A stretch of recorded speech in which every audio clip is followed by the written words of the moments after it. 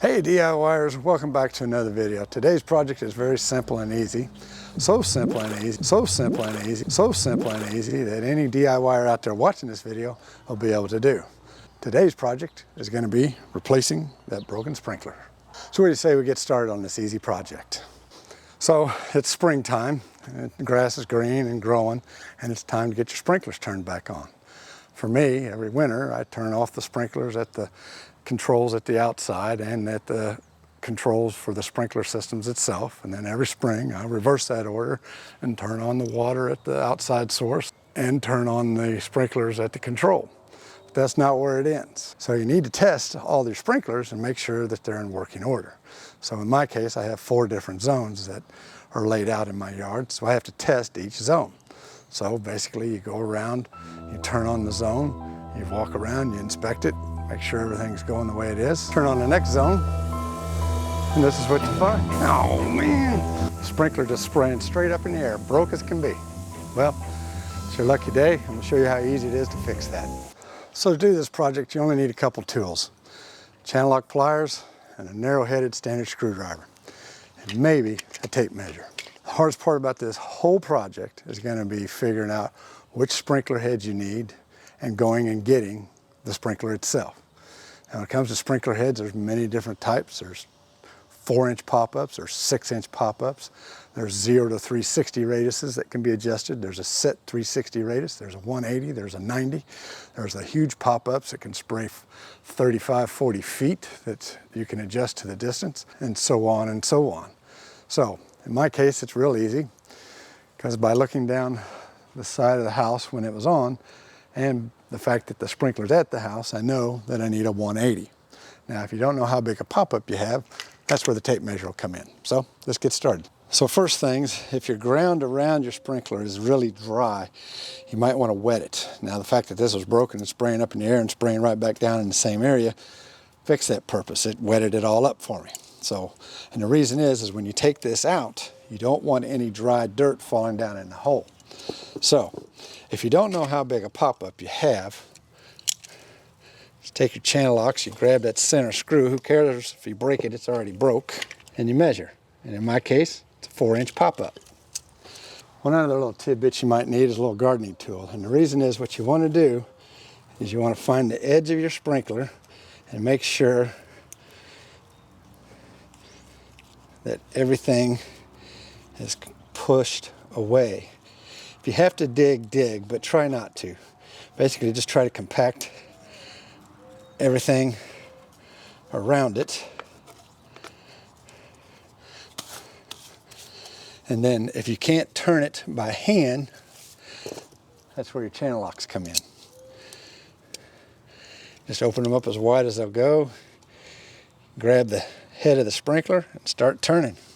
It's just like anything else, righty-tighty, lefty-loosey. And you just turn and turn and turn. Well, in this case, the top come off.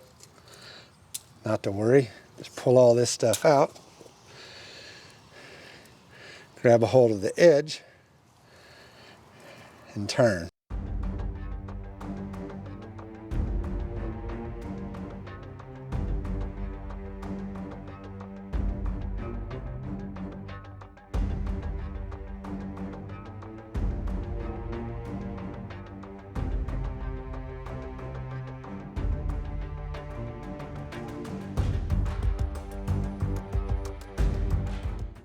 And by turning it like that in the wet ground, you're packing the dirt around it, or now hopefully it's mud, you're packing it real good and tight, so when you lift this out, nothing falls in. It's that easy. The water down in there is not a big issue. I'm going to tell you how we're fixing that. So now you take your new one and put it back in there. Now, before you put it in here, it'll say, like this one's 8 to 15 feet, it's 180 degrees, and it's a 1/2 inch. They do make 3/4. I think those are commercial. For your residential, they should all be 1/2 inch. And then right here, it tells you how to adjust everything. So this screw right here is how you adjust the distance. You pull out the center and you turn this however you need so that it sprays out the direction you want. Now, before you put this in there, what I want you to do is take the top off. Just unscrews. There's a little filter in there. Set that to the side. Let it go. Now you're just going to reverse order and make sure you don't drop anything down in the hole.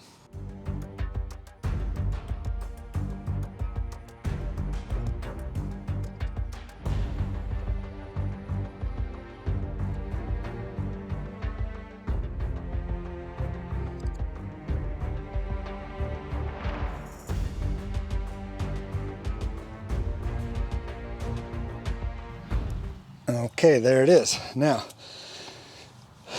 the reason you didn't want all that dirt to fall down in there is because when you screw that on, it's liable to get in the way and you won't be able to get it on.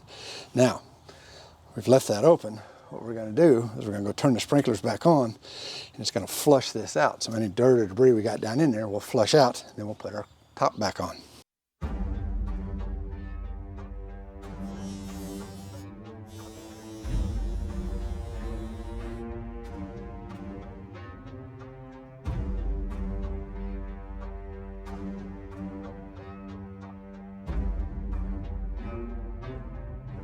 Now I'm going to have it run for about a minute, and it'll shut off.